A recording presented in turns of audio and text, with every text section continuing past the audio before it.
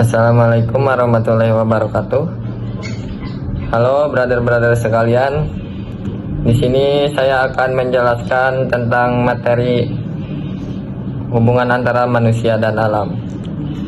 Video ini adalah bentuk partisipasi saya untuk salah satu tugas mata kuliah MKDU Pendidikan Agama Islam Universitas Sunan Gresik. Perkenalkan, nama saya Kakak Adam Retia dengan NIM 25103221 dengan program studi S1 Manajemen. Dosen pengampun Bapak Muhammad Al-Fariji, SPD MPD. Video ini adalah bentuk partisipasi saya dalam usaha mencerdaskan kehidupan bangsa dan turut berkontribusi untuk memberikan edukasi dan tontonan yang mendidik. Di sini saya akan menjelaskan tentang materi hubungan antara manusia dan alam. Baik, di sini saya akan mengambil beberapa konsep untuk materi mengenai hubungan antara manusia dan alam. Untuk konsep yang pertama adalah konsep penciptaan manusia menurut perspektif Islam.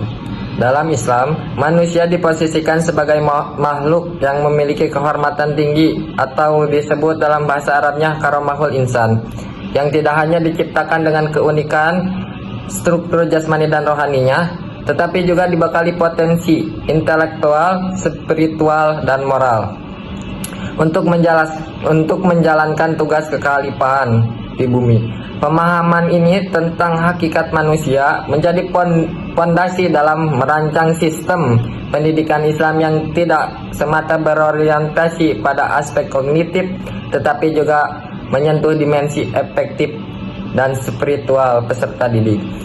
Allah menciptakan manusia dalam keadaan yang paling sempurna dibandingkan makhluk-makhluk lainnya.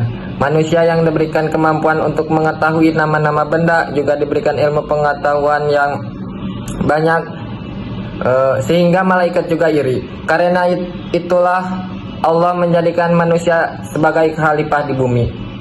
Untuk konsep yang kedua adalah konsep penciptaan alam menurut perspektif Islam.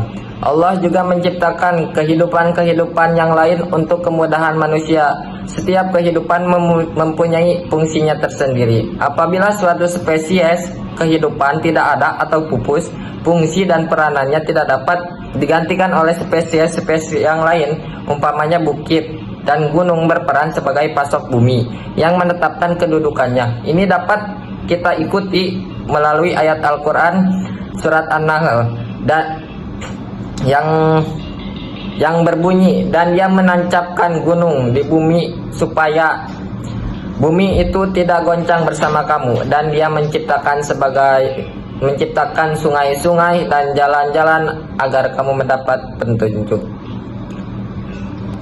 Dan untuk konsep yang ketiga adalah kedudukan manusia dan alam dalam pandangan Islam. Kedudukan manusia menurut agama Islam ada beberapa poin. Di antaranya adalah poin yang pertama, manusia sebagai hamba Allah.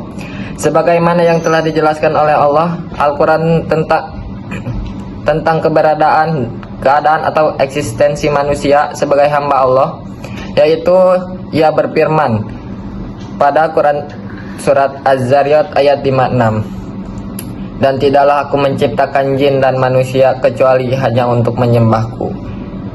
Dan untuk poin yang kedua adalah manusia sebagai khalifah. Kedudukan manusia sebagai khalifah dapat ditentukan dalam Al-Quran surat Al-Baqarah ayat 30. Dan ingatlah ketika Tuhanmu berfirman kepada para malaikat, aku hendak menjadikan khalifah di bumi. Mereka berkata, apakah engkau hendak menjadikan orang yang merusak dan menumpahkan darah di sana, sedangkan kami yang bertasbih memujimu dan mencucikan namamu?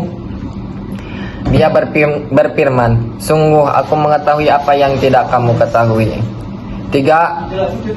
Poin yang ketiga adalah manusia sebagai pemimpin. Manusia yang telah Allah ciptakan dengan sangat sempurna dan memiliki kelebihan dan keistimewaan dibanding dengan makhluk-makhluk ciptaan Allah yang lain, yaitu manusia dikaruniai oleh akal Dengan akal manusia menjadi makhluk yang mulia karena dengannya mereka dapat membedakan antara perkara yang baik dan buruk, salah dan benar. Manusia dapat membedakan antara suatu yang berbahaya ataupun tidak. Dengan akal pula manusia dapat membedakan antara perbuatan yang terpuji dan yang tercela. Demikian Allah berfirman dalam Al-Quran surat Al-Anbiya ayat 73 yang berbunyi, dan kami menjadikan mereka itu sebagai pemimpin-pemimpin yang berpetunjuk dengan perintah kami, dan kami wahyukan kepada mereka agar berbuat kebaikan, melaksanakan salat dan menunaikan zakat, dan hanya kepada kamilah mereka menjemput. Konsep yang keempat adalah prinsip-prinsip etika hubungan dan alam.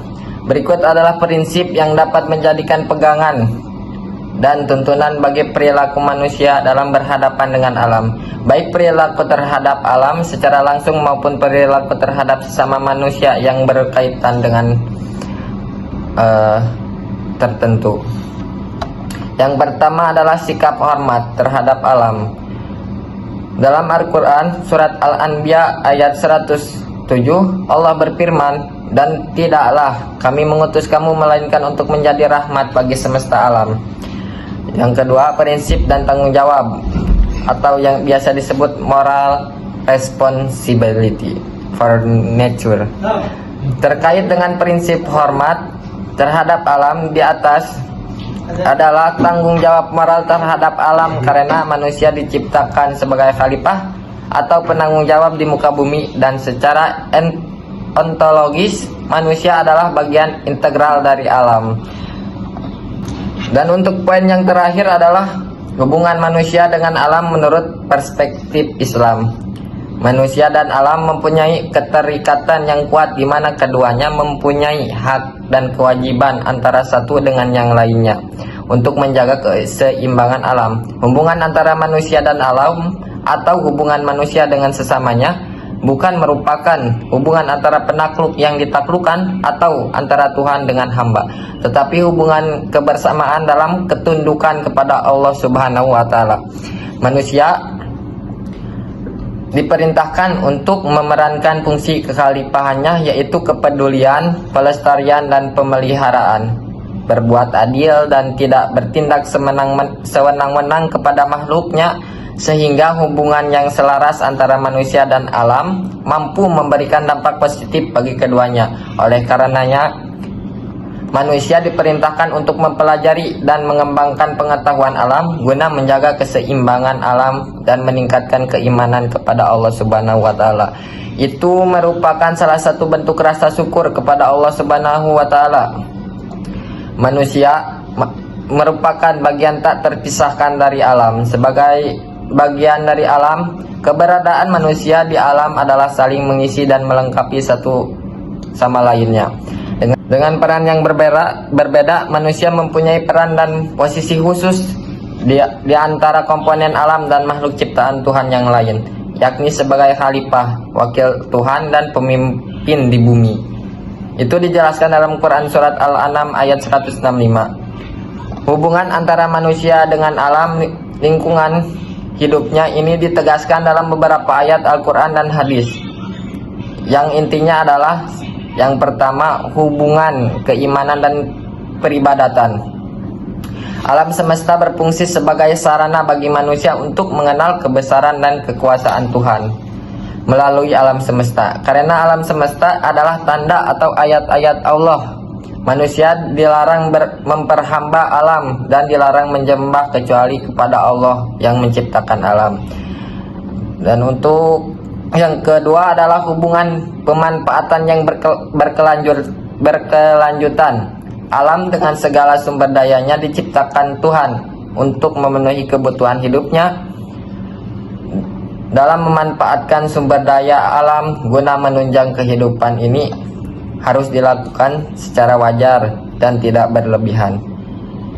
Dengan demikian, video penjelasan materi singkat dari saya. Semoga video ini bisa menjadikan kemanfaatan dan keberkahan bagi kita semua. Saya Kakak Adam Raditya pamit undur diri. Terima kasih. Wassalamualaikum warahmatullahi wabarakatuh.